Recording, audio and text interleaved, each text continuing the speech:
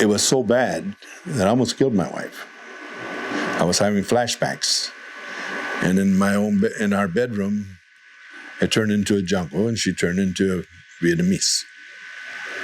And I reached for my shotgun. I had an arsenal in my closet.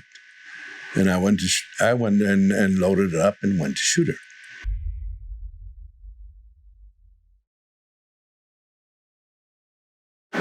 So let's talk about another book your son wrote that I read, Blowing in the Wind. I want to say that's about Boston George. Boston George. Was it Blow with Johnny Depp, right? With Johnny Depp. Yeah, he was a cartel here in the United States. I mean, all drugs went through him.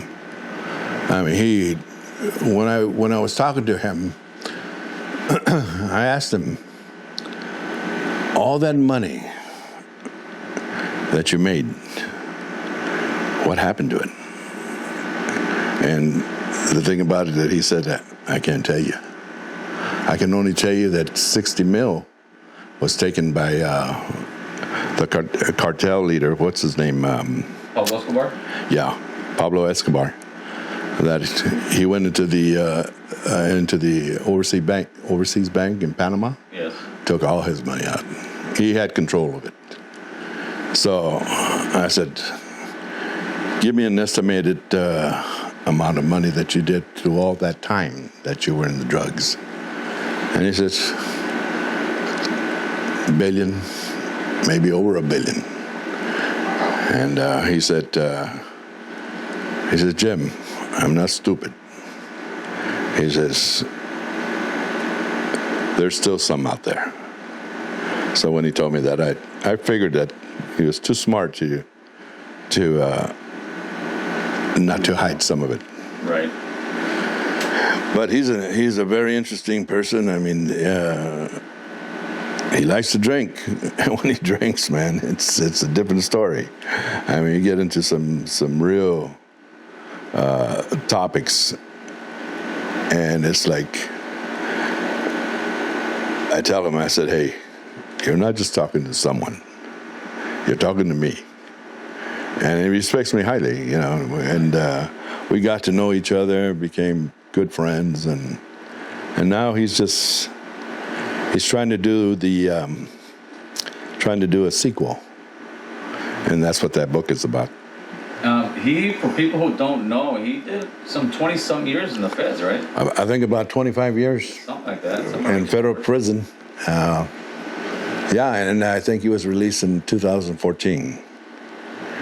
And we went to his birthday bash out there at the Roosevelt Hotel. Right. And they were also promoting this movie, Blow. Re-releasing it. Yeah, re-releasing it. And we went and watched it and everything. But I saw him get up and go. He told me he never completed watching the movie. He said, what for? I already know it. So, I mean, but we went out to a restaurant, and it's amazing how many people know him. Of course.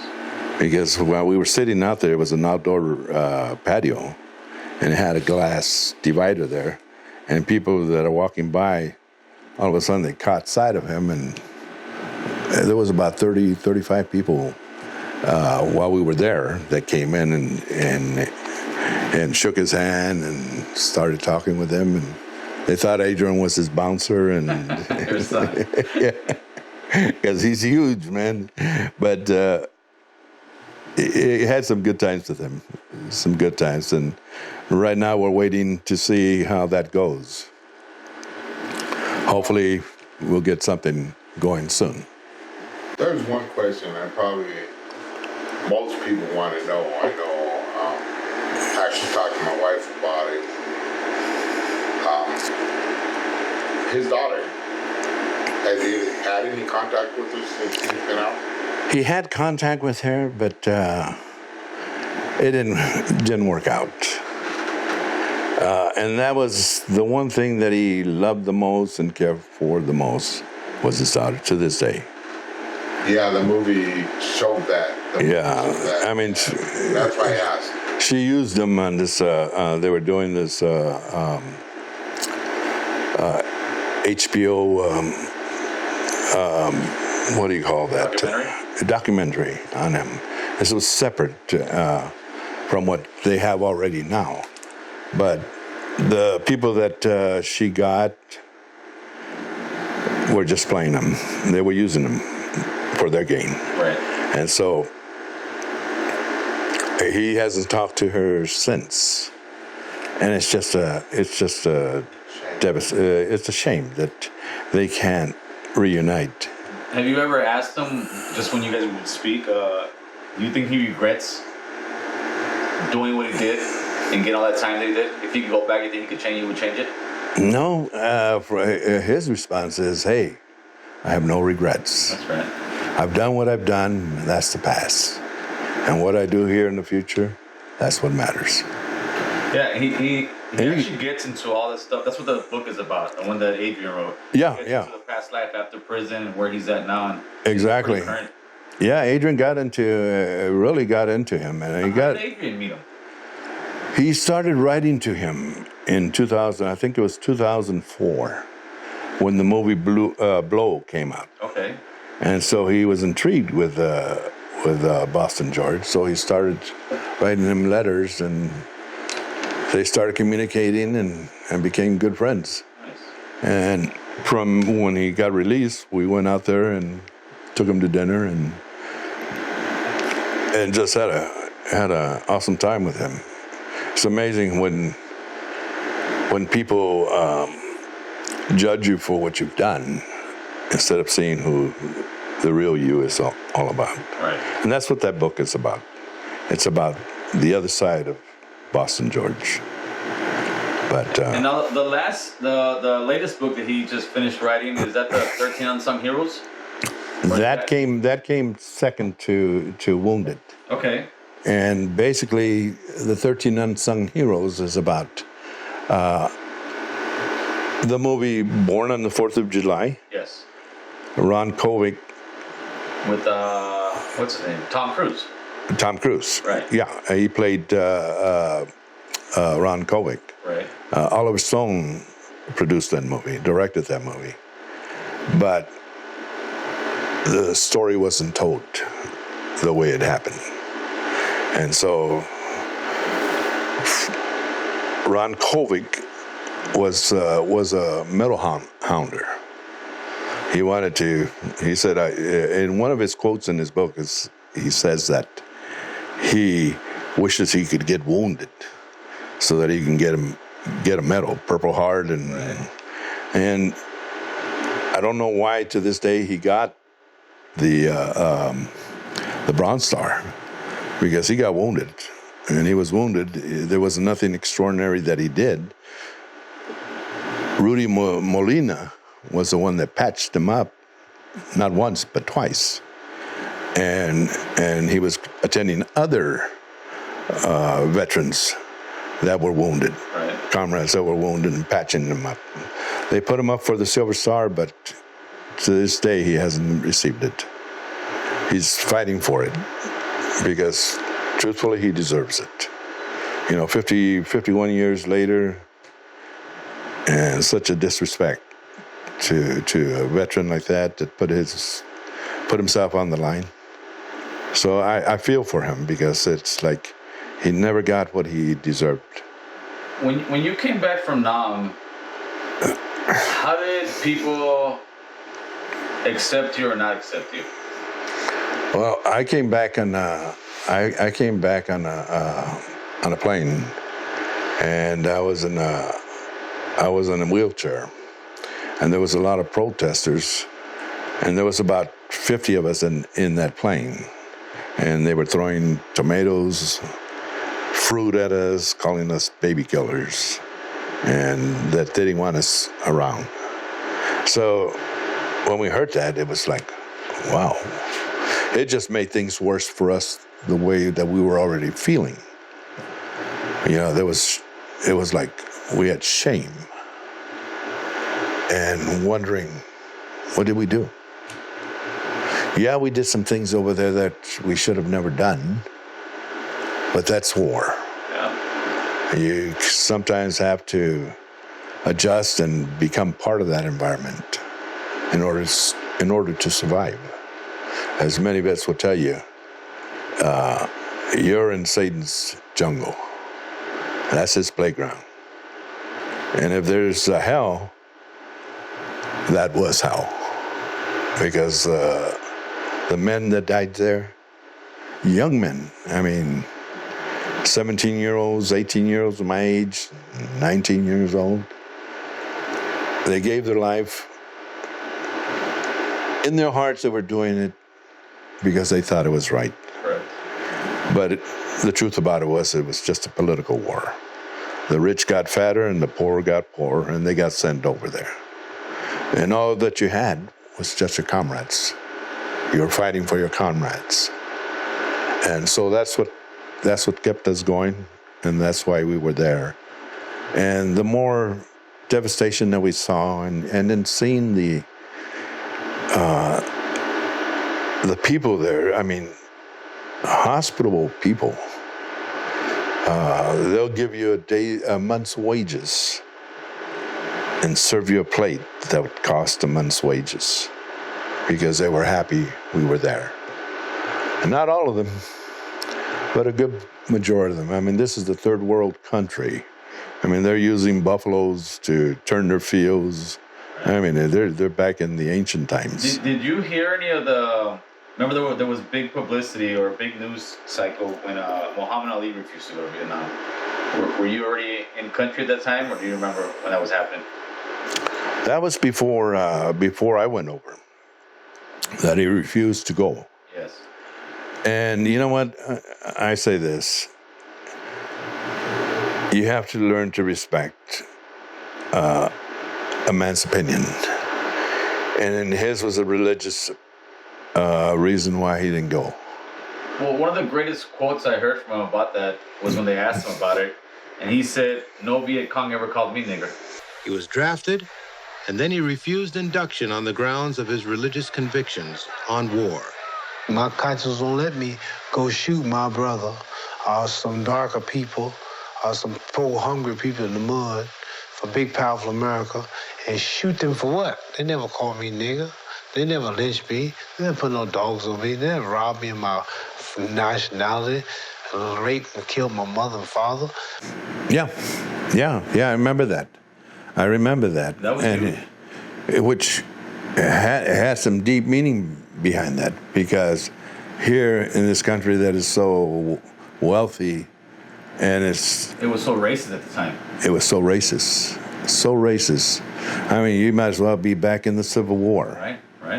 Because even the presidents, they had slaves. Right. So when you think about that, you think about, hey, he feels this in his heart. He doesn't want to go, and he refuses to fight. Right. Because it's his belief. Well, I think he also had his fight here in America. That was his battle. Yeah, look what it took for him to become the champ. So, what would you say to a young man, 18 years old, doesn't really know what he wants to do in life, but knows how to get ahead? You're an older gentleman. You've obviously been through all kinds of trials and tribulations. What would you say to a young man who's just looking for some type of guidance and trying to figure out what life is? Take a look at the mirror. Look at yourself. Weigh the pros and the cons, and see what you like about yourself and see what you don't like. Change those things that you don't like. And rather than just cry about it, do something about it. We all have the keys in the palm of our hands. If we want something, it takes sacrifice. Nothing is given freely. You have to earn it. You have to sacrifice so that when it's all said and done, you can have some pride in your heart and say, hey, I worked hard for that. Education, for one, that's the key right there. Get educated. Learn about it. Research. My greatest education is, I finished high school. I went to junior college. I had 3 years of junior college. I never completed the college. But where my strength was and my education came was studying the scriptures. I learned so much about history, and history was my major in high school.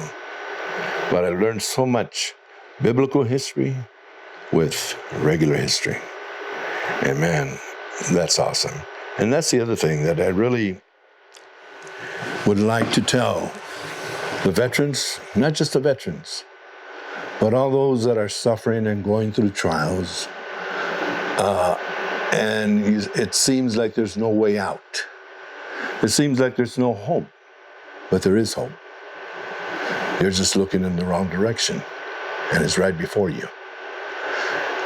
When we learn to get away from ourselves and start leaning on the one that is able to help us, and that's Jesus Christ. Through every trial, every storm that I've gone, and there's been, I can't even count them. I've seen death maybe 20 times face to face, and not once has it taken me. You have to put your faith where it belongs. Don't trust in yourself, or don't trust in others. Trust in the one that is able to do all things. And if you do that, I can guarantee you satisfaction, peace. And the storms that we're going through, if we look at the storms that we're going through and that we've gone through life, we'll learn that these storms are for a reason. They build character. They strengthen you. They make you go on when you can. And that's the one thing about the good Lord said, I won't give you more than what you can bear. If I have to, I'll carry you. And so that's been my total strength. The reason why I'm here today, the reason why I've been through so much is for this purpose, to let the viewer know that there is hope. Don't give up. Don't give up on life. They will come and they will pass. But you need to rely on that source that can do all things. And that's the Lord. That has been my battle, and I have not regretted. I have always, in everything that I've gone through, I always count on Him. And that's why I've overcame. Like, even my PTSD. I had it bad. I'm 100% just on PTSD, on top of all the other medical problems I got. But mine was severe. And it was so bad that I almost killed my wife. I was having flashbacks. And in our bedroom, it turned into a jungle, and she turned into a Vietnamese. And I reached for my shotgun. I had an arsenal in my closet. And I went and loaded it up and went to shoot her. And had she not yelled out my name, she would have been dead. These things that we go through, and what causes us to do these things is the insurity, the being in limbo, the wondering, even to the state of, I took a gun, put it to my mouth. I was going to end it all. Right in my living room with my little kids and my wife. They all went to bed. I sat there in that chair contemplating suicide, just blowing my head off.